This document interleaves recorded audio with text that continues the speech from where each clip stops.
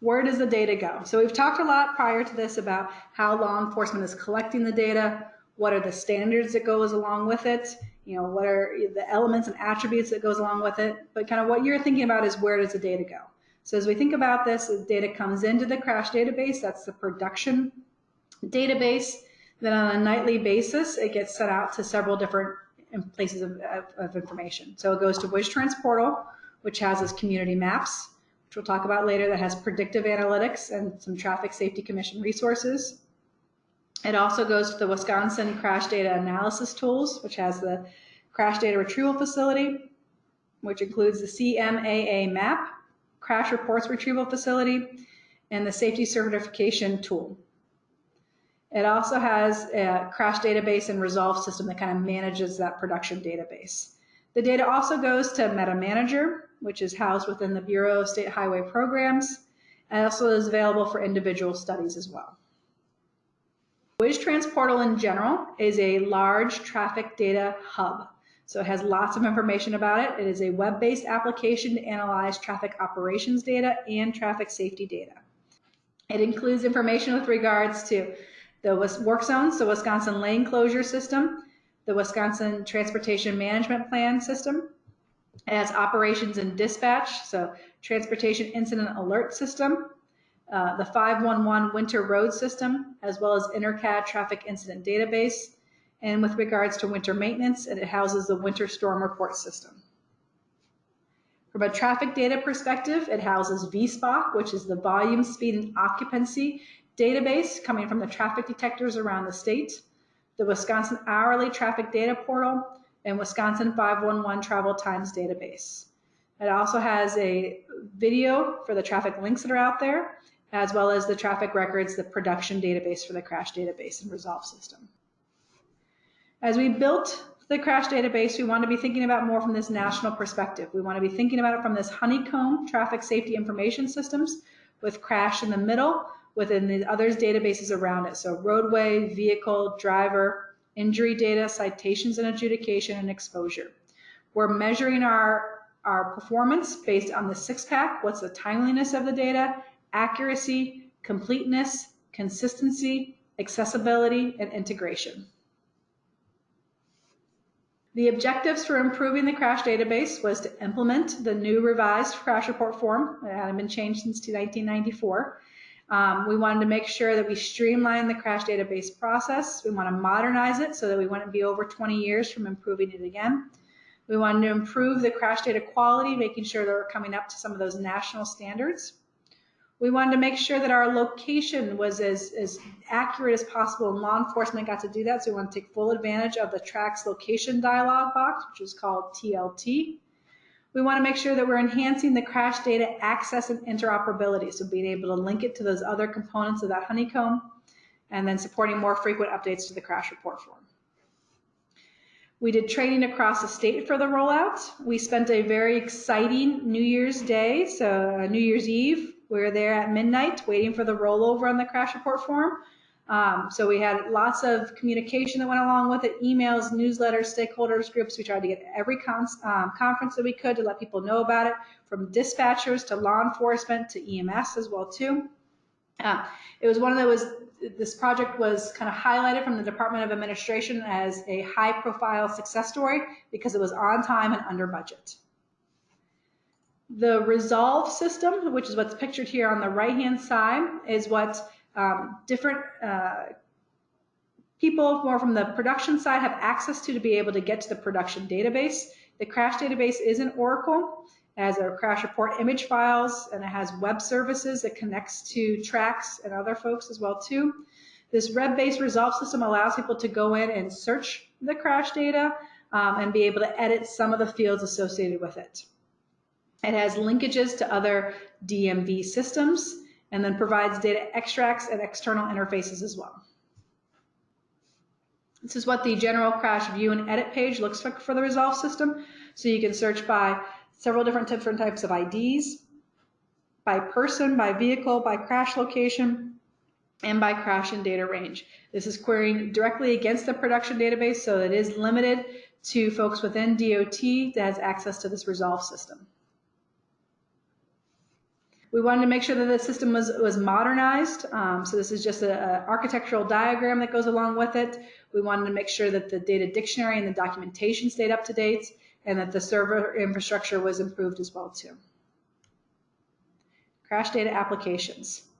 So some of the things you might be familiar with, and what I want to talk about is kind of what you might get and why and where it comes from a little bit. So if you've seen these emails coming out, this is a daily fatality report, which is emailed on a daily basis, and then there's a weekly summary that comes out on Mondays or after holidays.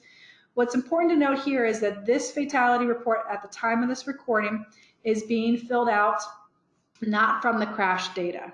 So data, an alert comes in through teletype or an email to the FARS system within the crash records unit.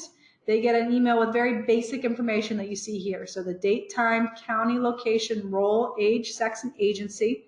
Those are the only fields that come in. A lot of time dispatchers might be sending this information in. So this is data doesn't get reconciled with the crash report that comes in. This is just kind of a brief snapshot of the fatalities that are being reported from the previous day. It's helpful to be able to look at it. Why this was originally kind of started a little bit was to make sure that we could make sure that those crash reports were coming in on a timely basis based on this. It's just helpful to be able to look at this and understand it. There is a project to help improve this flow over time to be able to make sure we're getting the same data from the crash report form as we move forward. But right now, it is coming from a different piece of information, not from the DT4000. We want to make sure our data integrates, and I'll talk more about community maps and what we're doing with the safety certification tool in just a little bit, but being able to kind of think about it here. You know, all the tools that we do and develop are to make sure that we're, thinking about that crash database. The more we can get it into the hands of law enforcement and analysts, we improve the safety of our roadways. We really start to think about things as that holistic approach that I talked about in the very beginning of this presentation. We're thinking about it from the timeliness, accuracy, completeness, consistency, making sure that each agency is filling it out there, the accessibility, everybody has access to it, and the integration. From the timeliness perspective, with this new report form and how we have the web services happening, if an agency reports a crash yesterday, it is available to the public through WisTransPortal today. So once an agency has submitted it, it's available the very next day because the extracts happen on a nightly basis. Each agency has different protocol on when they send it in. Sometimes there might be 3 or 4 supervisor reviews before it gets into the states. Other agencies have the ability to just send it in directly because they feel that the upfront validations are enough.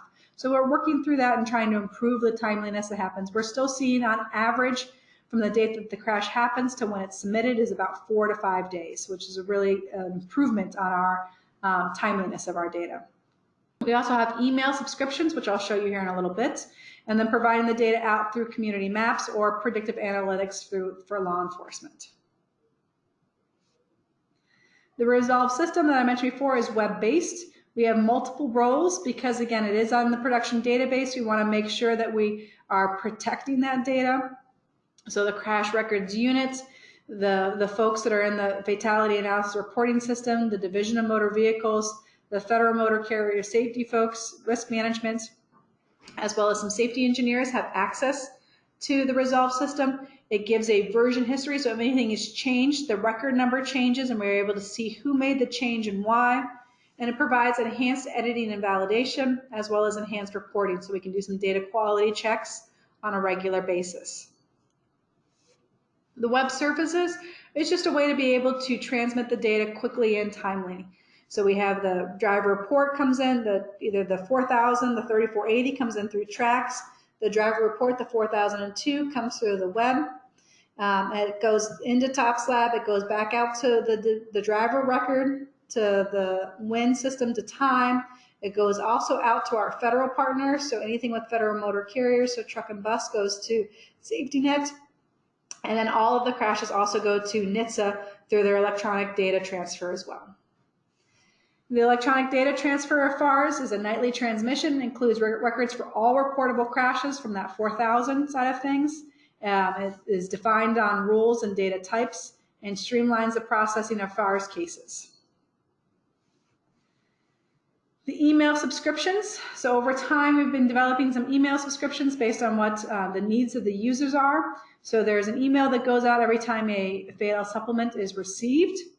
There is a weekly email that goes out that lists all of the government property crashes that were received in the previous week. There's an email that goes out with regards to the work zone crashes received from the previous week. Those are all coming from the crash database, the production database. The daily fatality report, which is also another email subscription, does come out, but again, it is not through the crash database. It's through a separate system at this point in time. And there's information that goes out to federal motor carriers and police agencies as well. The work zone crash report that comes out, so what it does is it comes out with the data, and what you can see here is it shows a CSV file which could be pulled up into Excel, and it shows the information about the crashes, the crash date, the region, the municipality, what was the on highway information and the at highway, as well as all of the work zone fields, along with a kind of GPS or a link to a map, so you can pull that up as well too.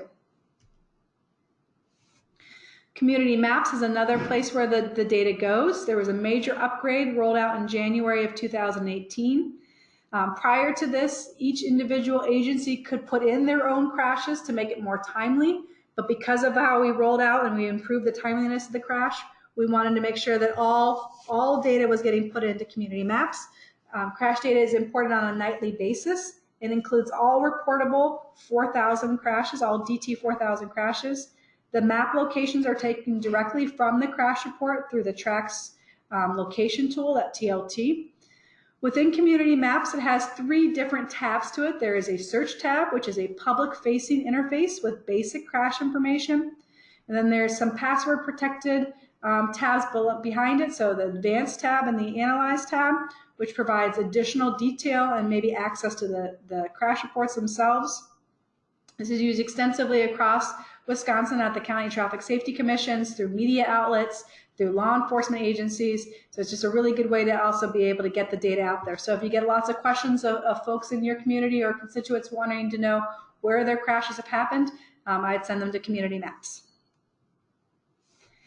It provides the law enforcement agencies and county traffic safety commissions with a statewide map of all police reported crashes, 2010 to present, and it is designed to support enhanced traffic safety planning, resource allocation, and decision support at the local level. Here's an example of that search page. You can see here that you can pull up, because it's Google based, you can pull up the satellite view or the map view. You can go ahead and do different searches based on your county, your date range, your crash severity, and even some crash flags. And then when you click on that information, it shows you just some basic information about that crash. So the severity, the total fatalities, total injuries, and any flags associated with it. We also have different overlays on it, so you can overlay with the metropolitan planning agencies to be able to look to see where those crashes have occurred. We also have a heat map associated with Predictive Analytics, as well as an Analyze feature that comes up with some hotspots. There's also a Resources tab, which gives you information about your Traffic Safety Commission guidelines. What should the commission look like? How should the meeting be run? It also has some very helpful information about how to look at crashes, which is another good piece of information. The Predictive Analytics was, as we have this new crash data and it's improved in terms of its timeliness and its accuracy and its mapping capabilities, we want to make sure we get it back into the hands of law enforcement. You'd be surprised by how much I was doing the training, and law enforcement thought that they were just filling out the crash report forms for insurance purposes. As someone who looks at the crash data on an almost daily basis, it kind of killed my heart a little bit, just because I know how important the crash data is to the state. And so we want to make sure we got it back into their hands to help them improve their enforcement quickly, so that they see the value of the data. So we built on what they're using within the field through the TRACS system, pulling into crash database, moving it out to Community Maps, and then putting it back into maybe mock or some other capability. So improving that data and getting it back into the hands of law enforcement as quickly as possible, so they see the value of what they're doing. How crashes are located. So we've kind of mentioned before this TRACS location tool. So this is used by law enforcement to locate crashes in the field. It triangulates latitude and longitude coordinates from a map and converts to GPS coordinates. So in Community Maps, In the CMAA tool, we have this, we're using the tracks location tool. For Meta Manager and other kind of DOT functions, we still have what's called RP coding, so reference point coding that happens. This is a manual or semi-automated process for locating crashes on the Wisconsin Department of Transportation State Trunk Network. Locations are determined by distance from the reference points, the RPs. Previously, we had used other ways, which are called CMAT, so this was a crash mapping algorithm tool to locate crashes prior to the new crash report form. So now currently we're doing the TLT, which is showed a lot, and if you're using Meta Manager, it's also an RP coding process that goes along with it. The flow chart of the crash data from tracks, so law enforcement filtered out through tracks, real-time transmissions to the crash database. Resolve works right off that crash database. There's then nightly extracts that goes out to WisTransPortal and then out to the end users.